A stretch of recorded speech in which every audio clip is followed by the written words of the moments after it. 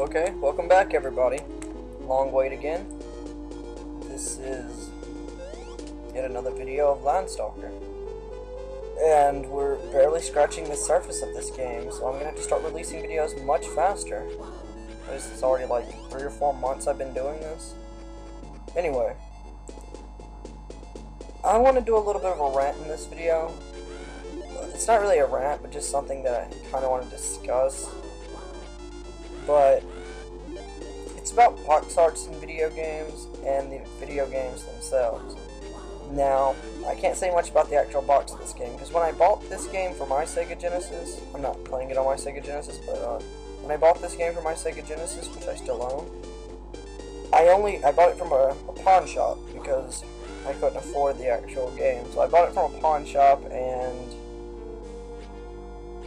the cover of the game was this big buff guy carrying a sword.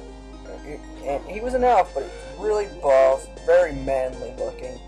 He was carrying a sword, while in the background was a castle and some enemies from the game, and a little fairy girl.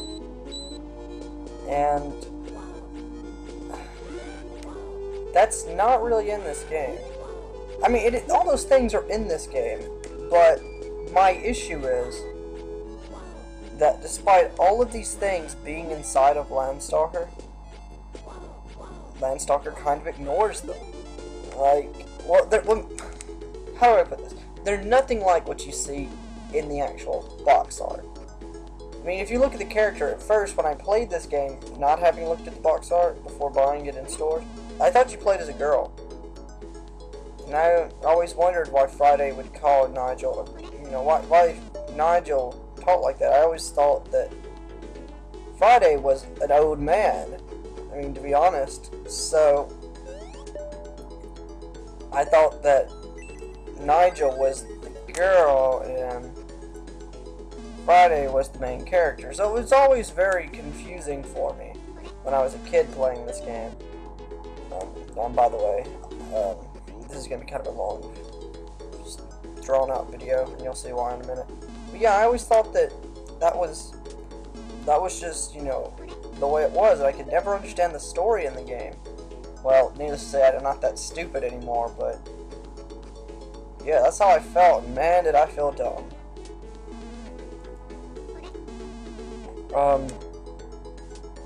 But so far I'm liking, I'm hoping that we can actually make some progress in this game, and having to buy all these e-geek, man, really annoying. And in fact, I considered cutting this out of the video, and then I thought, no, I won't do that. And the reason I decided not to cut this out of the video was, and I'll do it in later videos, but in this one, I really wanted people to see that buying e-geek in this game is annoying. That's what I wanted them to see. It's not a fun process. Anyway, I think, as you can see, I've stopped doing it here.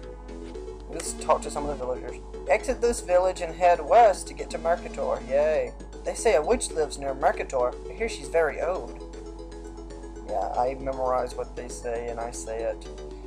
Very fun. But anyway, we know we gotta head to Mercator. Let's not worry about that for now. Let's go back to our old village. We saved the girls, so, I mean, I find it after I buy that mini. That's funny.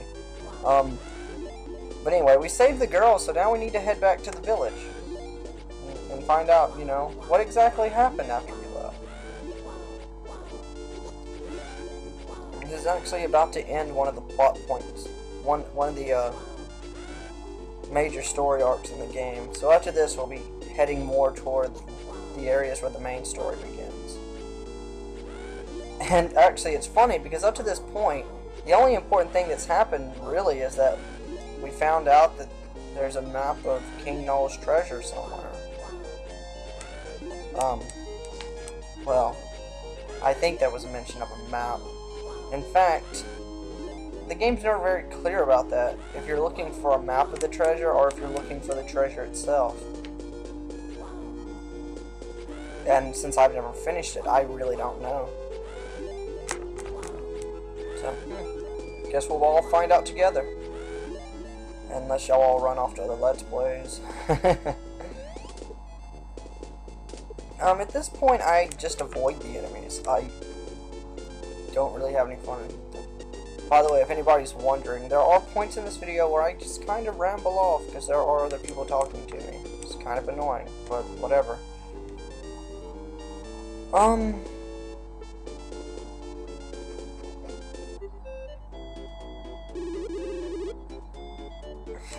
The straightest path has many curves. I think that means there's like this really hot lesbian later in the game. Wait, that doesn't make any sense.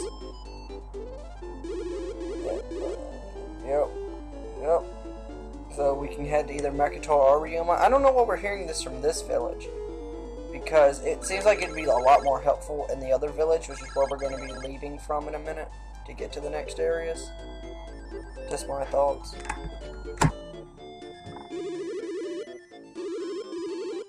Like the saying goes, sparkles are the best way to express one's gratitude. The people of Massan are extremely thankful. Here, take this jewel, and you'll get the red jewel. Don't forget us. So yeah, we got a red jewel. Yippee. I heard about your exploits. I know. It's all thanks to Eek, right? Thank you, Nigel. Now that Massan and Gumi are friends once more, peace and harmony will be restored to our village. I can see now that I was wrong. The tribesmen of Gumi are our brothers. Huh, doesn't Mommy look so happy now?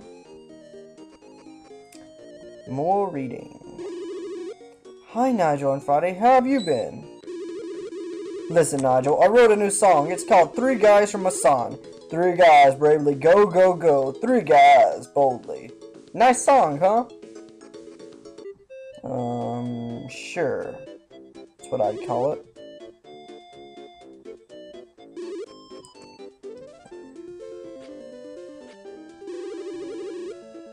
I've never met such a courageous man. I really respect you. Do you?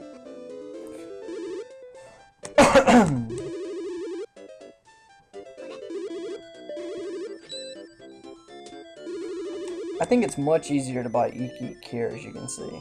I really should have saved up my time and planned out the fact that I'd be returning here, but oh well. At last, Massan and Gumi will attain their former greatness as sister villages. You did it! Do you know the saying, don't judge a doll by its color? Wow, racism. It exists in this series.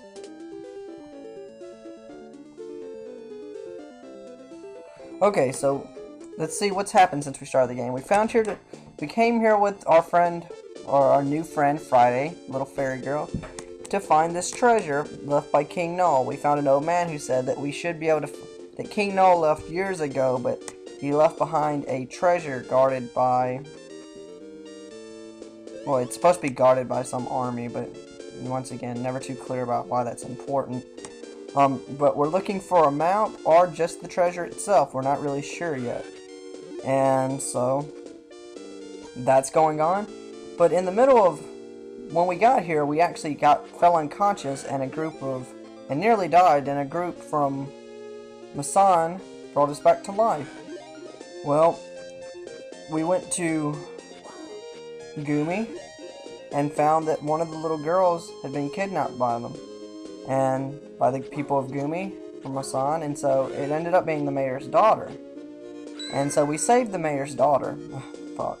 Anyway, we saved the mayor's daughter, and after we did that, both of the village became reunited, and it turns out that the people of Gumi were being mind controlled, or something. I don't know if that's even important, to be honest.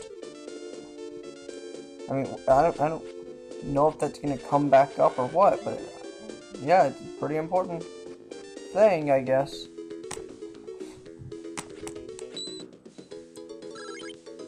Cock.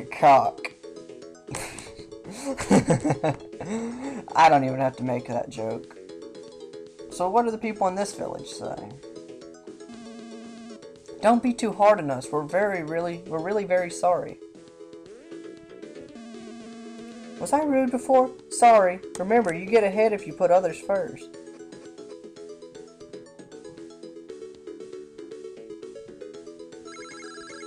do you know that we were controlled by the monsters they call the Orc Kings? Actually, I don't remember a thing. Oh, okay, so Orc Kings. I guess those are the things we've been seeing out in the landscape.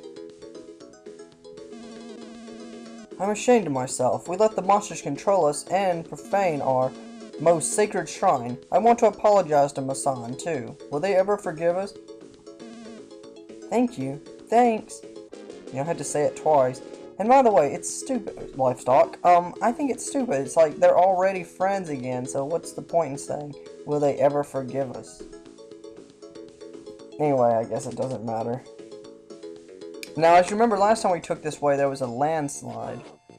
Because Pockets had stolen our money. Actually, no, wait. He was trying to loot the village. He didn't steal our money. Whoa, it's been a while since I played this game. Anyway, yeah, he was trying to loot the city, and he saw us and ran away. So, I doubt he'll be here anymore, but maybe we can talk to him and learn something else.